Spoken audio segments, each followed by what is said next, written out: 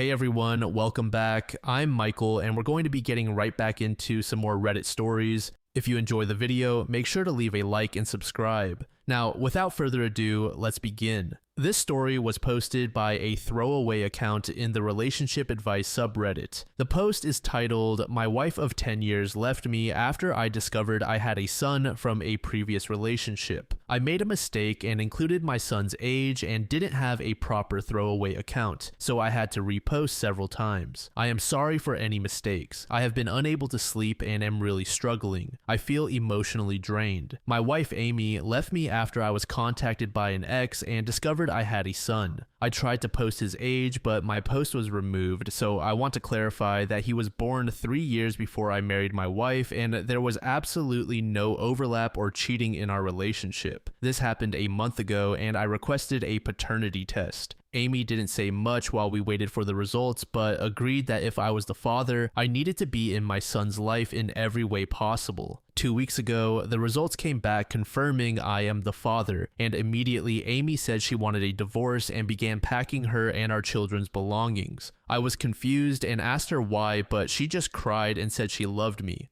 Amy and I have been married for 10 years. Our marriage has been nearly perfect. No serious arguments, shared goals. We've traveled the world together. We have a beautiful home, rewarding careers, and fantastic children. I am so heartbroken that she's thrown everything away. I feel like my life has been destroyed. I have no clue what to do. I have begged and pleaded for therapy, but my wife refuses. She has started the divorce process. The next issue is custody of our children and the terms of the divorce. All 4 of our children are young, not even in school yet. She says if I agree to give her primary custody, she will let me have the house, will not want child support, and will give me all of our savings so I can raise my son as his mother is struggling. She also agreed to pay for some home help for me. I told her I could afford it on my own, but she insists because she wants to help since she won't be there. She will move across the country with our children, but said she will bring them to me for at least 2 weeks every 2 months, so I can have a relationship with them and will pay for me to fly out to see them whenever I want. I don't know what to do. I have no family to discuss this with because 2 of mine and Amy's children are adopted. My parents and extended family think my biological son is more important than them, which is obviously untrue. It makes me feel horrible, but I don't even know my son. It feels like I'm losing everything for a person I don't know. I know he's a child and I shouldn't feel that way, but all I ever wanted was my wife and kids. While I will love my son and take care of him, I don't feel like he is my child yet because I haven't really had time to get to know him. A month ago, I wouldn't have recognized him if I saw him on the street. I feel so much guilt for feeling this way. Amy and I are both fairly well off, but she is more so than me. She offered to hire a lawyer of my choosing if I don't agree with her terms. I told her again I could afford it, but she says she just wants to make sure I get a fair deal. But I just can't. I don't want to divorce or lose my children. I love my wife and children more than anything. I just don't understand her motives or why she is doing this. It feels like I have to choose between my son or my wife and our shared children. I keep trying to make sense of it in my mind. She will not tell me any reason for wanting a divorce. She is even being incredibly nice to my son. His birthday recently passed and she got him a new game system. She even told me what her nephew is into so that I can get things my son might like. I don't even know what advice I'm looking for. It feels like my life has been completely ruined. I'm in therapy, but it doesn't seem to help.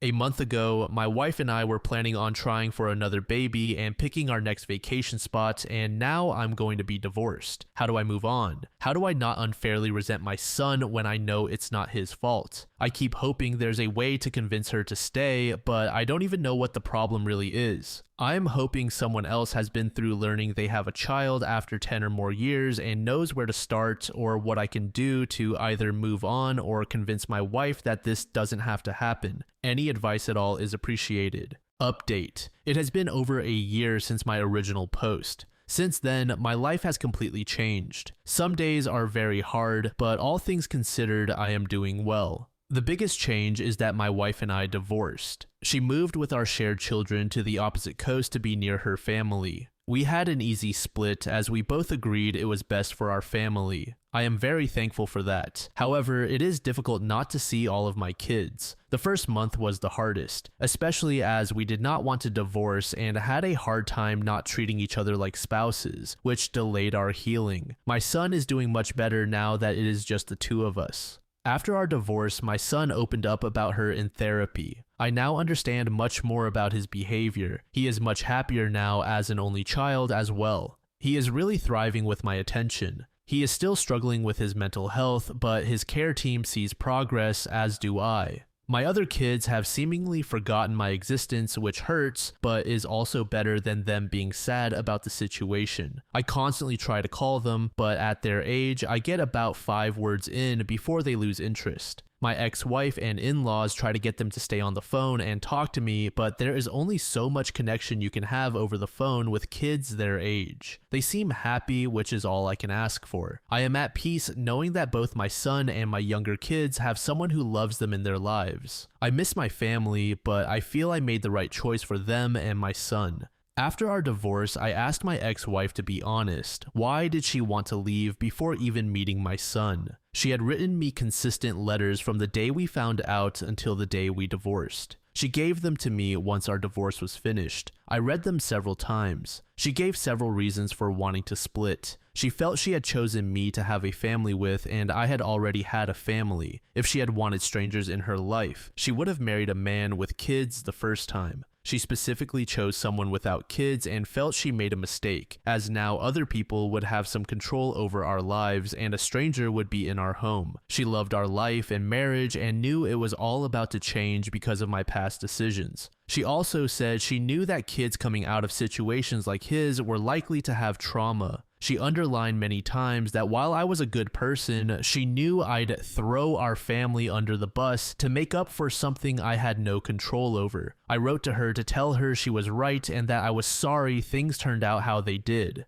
Overall, I am happy. I don't regret my decisions. My son is thriving with me and my other kids have a great mother and maternal family. I hope my son continues to improve, and I selfishly hope that as time passes and he gets older and more stable, I will be able to reconnect with my wife and be involved with my other kids. I appreciate everyone who reached out with advice. BLBD said, "There's so much missing information." To this user, Lavender Girlfriend said the following missing information. The 13-year-old repeatedly abused OP's other kids, hit the wife hard enough to cause bruising, abused a cat, urinated in the daughter's bed, took non-consensual and inappropriate nude pictures of the wife, and spread them to other kids, among other things. S12 said, "Wow, he almost made his wife look like a villain, but conveniently forgot about his son being a danger to his wife and 4 kids. She clearly left to protect herself and her children, but he didn't see the divorce coming. Yikes." The final filter said, "I hate saying anything bad about kids, but I don't think OP's son is going to turn out very well in the future. Don't get me wrong, I hope I am wrong, but he is showing some very concerning signs. The worst part to me is that OP genuinely believes he did the right thing by picking his son's side, even after finding out his son wants to shoot his 4-year-old sibling." This second post was made in the marriage subreddit by a user named Bokika11. The post is titled, "Husband wanted to re-gift the anniversary gift I bought to him. My husband is very specific, so getting a gift for him was always a nightmare. We have been together for almost 5 years and married for 2. Our second anniversary was a few days ago. I put so much effort into his gift. He is a die-hard fan of one football club. He really loves it and buys a lot of merchandise. I was looking for something he doesn't have and found a 3D puzzle set of that club stadium. It has 200 pieces and takes 2 to 3 hours to put together. It was very expensive, but I knew he would like it, so I ordered it. I even put my mom's address for delivery in case he was at home when it arrived, so he wouldn't spoil the surprise. And I was right. He was as happy as a child when he saw it. He told me he would put it together with his nephew, who also loves that club. Well, the nephew came today and they were playing with it, talking about the club. Then my husband pulled me aside and asked if he should give it to his nephew because he liked it. I was like, what the heck? I told him, do whatever you want, I don't care. But he could see that I was upset. He didn't re-gift it, but he promised the kid that he would get him the same one. But the little guy didn't ask for it. He didn't even tell us he liked it. After the nephew went home, I told my husband that I put so much effort into his gift when he is a literal nightmare for gifts that I spent so much time finding him something thoughtful, and I am really hurt that he even thought about regifting it to anyone. He got defensive, told me that the nephew is a child and would love to have it, and that I am massively overreacting. He also thinks I am emotional because of my pregnancy hormones. I don't think I am overreacting because my feelings are really hurt, and his actions are disappointing. I told him he could have offered to buy the nephew another one in the first place. Am I really overreacting, or is this a bad thing to even think about? Update. First of all, I want to thank you for all the constructive comments. They helped me gain a new perspective. Also, to those who called me weird and childish for feeling disrespected, yes, your comments are disappointing. Now, about the update. We talked calmly this morning. I told him how hurt I was when he dismissed my feelings and blamed my pregnancy hormones for them. I explained how that makes me feel unappreciated and as if he doesn't care about my feelings, even though I know he does. He apologized, and I know it was genuine. He also admitted that his comment about my hormones was rude and unnecessary. He promised to be more considerate of my feelings. I apologized for calling him a nightmare and for being passive-aggressive. He said it was okay and that he wasn't mad about it. About the gift. Last night, he put it together and almost got late for his night shift. He told me he really loves it and didn't actually want to re-gift it. Then he told me a bit about his upbringing. His mother often re-gifted things they were given, even those he actually liked, and he hated it.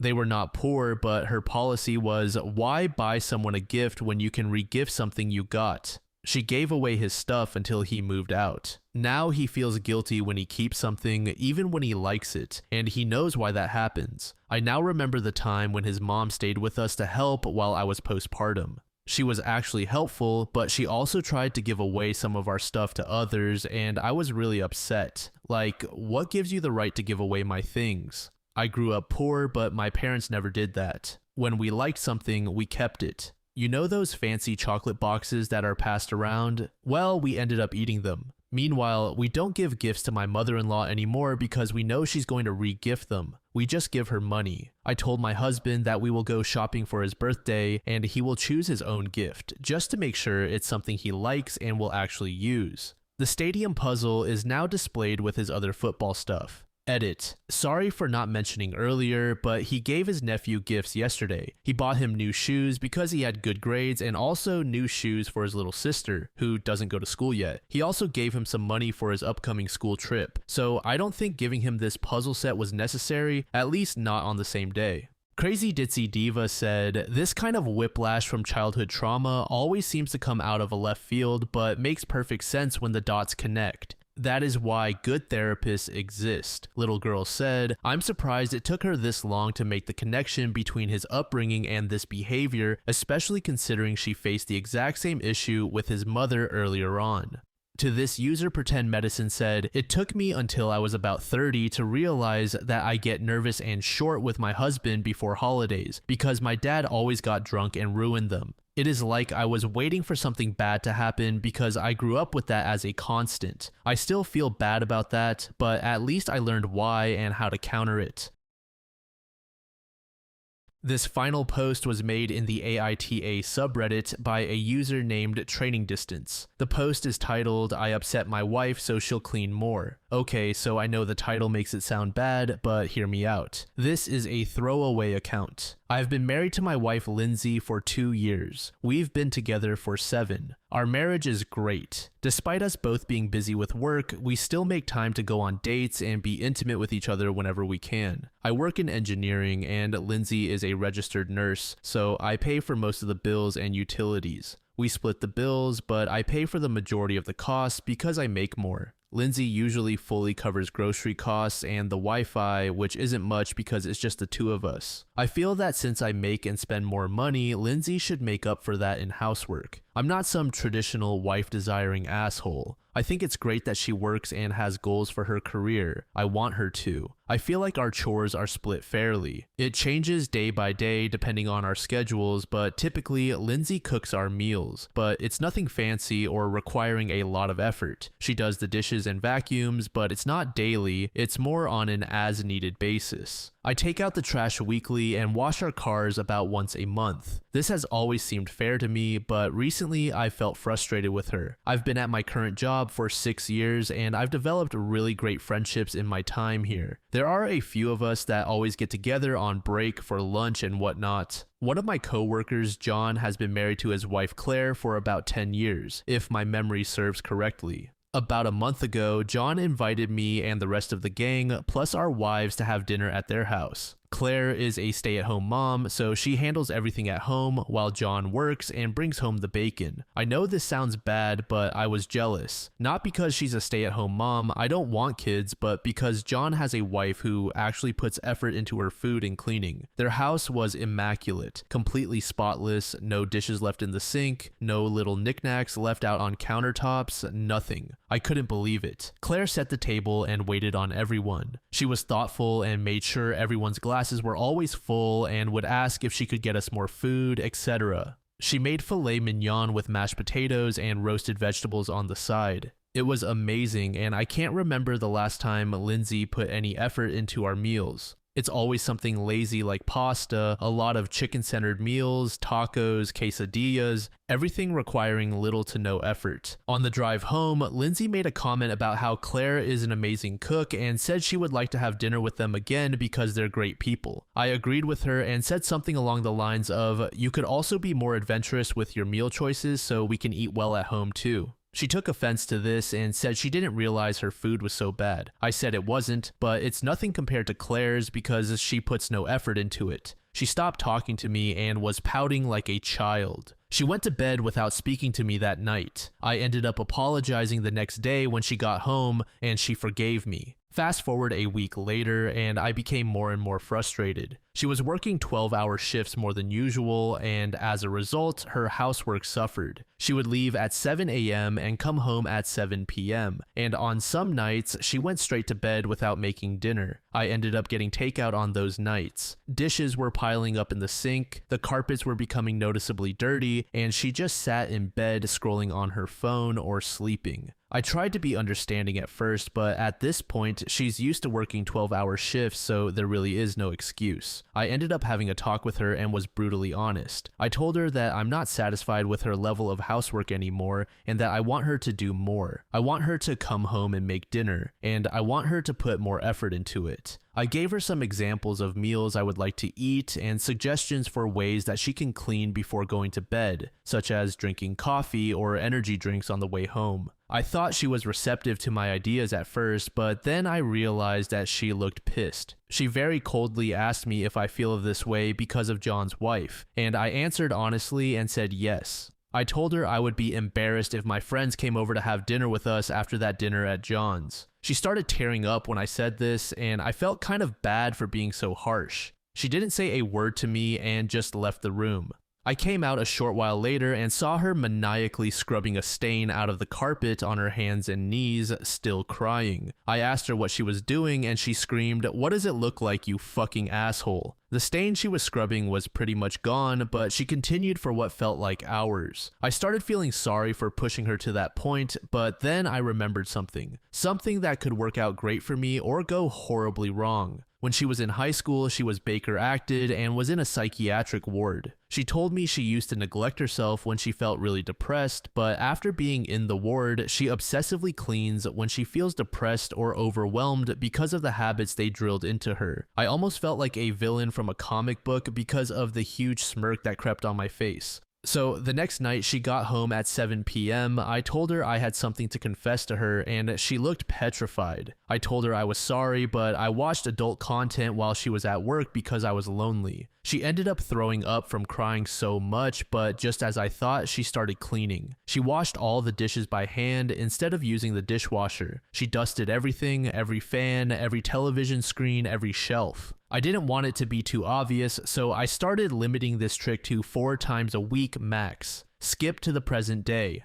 I made a joke at lunch with my coworkers about how I trained my wife to love cleaning. Everyone was laughing and asked for the secret, so I said, all I have to do is make her cry and she can't wait to clean. Daniel asked me what I meant, and I told him about how her response to being upset is to clean, so I've been upsetting her on purpose. Everyone was silent while I was still laughing. Adam asked why in a very unamused tone. I spilled the beans about how Claire made me realize how unmotivated my wife is and that I wish Lindsay was more like her. The rest of lunch was pretty awkward and I felt like I made everyone uncomfortable. I ended up texting John to ask if I did something wrong because he didn't come by my station before leaving like he usually does. He told me he felt really weird about the way I was treating my wife and idealizing his. He told me I was being an asshole and emotionally abusing her when I should just communicate. I argued against this because I did communicate. I told her exactly what I wanted from her, and all she did was make excuses about being tired from work and needing sleep.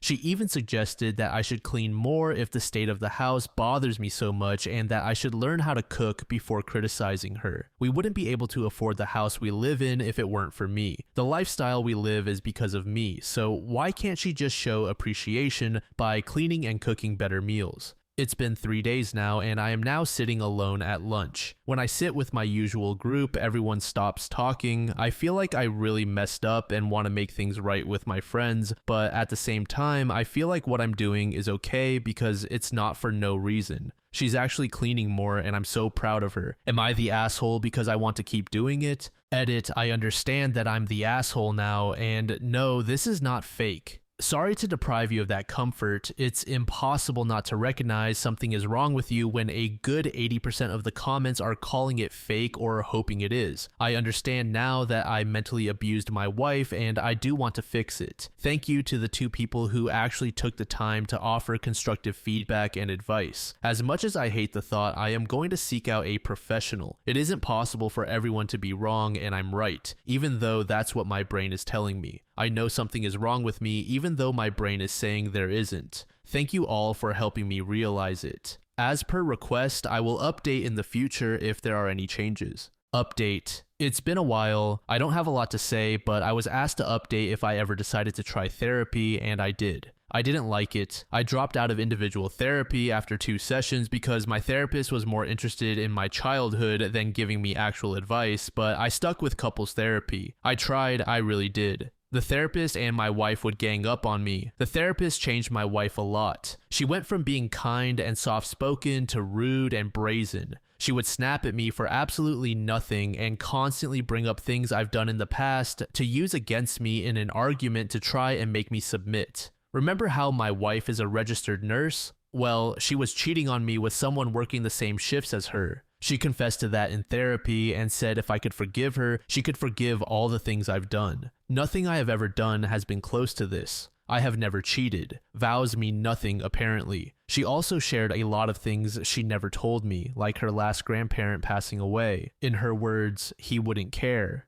Yes, I would have if she had told me. She had no reason not to. I wouldn't have been so harsh about the housework if I had known she was grieving, but no, go ahead, please. Don't tell me anything and then use it against me later because that makes sense. I thought couple therapists were supposed to be neutral. Isn't their entire purpose to bring couples together and help them understand each other? Since when do they call their clients manipulative? How is that allowed? Anyway, back to my wife. I can't forgive a cheater. She is staying with her parents for now as we are separated. I don't want her back in my house. It makes sense now why she didn't want to have sex anymore. We stopped going on dates. Our intimacy suffered all because she cheated. Therapy was a waste of time and money, but I guess it was worth it in the end because I learned what kind of person she really is. She disgusts me. I did not want therapy, but I tried my best for her and to change. That is clearly not what she wanted because she cheated. I learned this information last month and I have finally come to terms with it.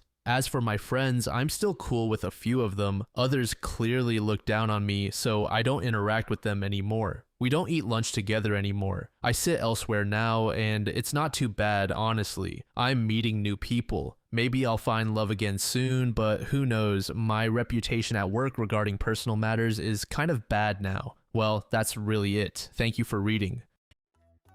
Thank you so much for making it to the end of the video, and thank you also to partner of the channel, Gamersupps. Use code DLAM to support the channel and get 10% off of your purchase, link in the description. I'm sure many of you like me have a hankering for daily caffeine, so go check them out. Lately, I've been a big fan of Titty Milk and Acid Rain, but they've got dozens of other flavors for y'all to try out. Anyway, thanks again for reaching the end, and I hope you all have an amazing passage of the next 24 hours.